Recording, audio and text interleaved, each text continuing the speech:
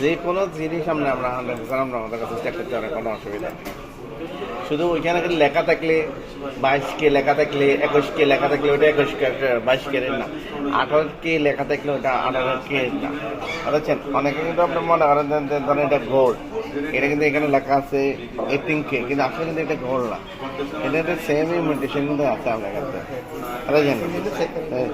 যারা একবারে প্রকৃত দোকানদার তারা এগুলা হিস্টোরি তারাই করে নিয়ে যাবো যে আসলে এটা গোল্ড কতটা পিউরিটি ট্রাস্টের মাল।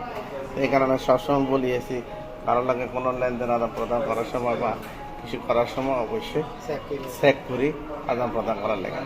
আর আমরা তো বাইরে হাত দিলে আমরা কই নিতে পারি। যেমন এটা হচ্ছে আপনার 20 ঘন্টা, এটা হলো হ্যাঁ ক্যারেট হলো 20 ক্যারেট। ভালো জানি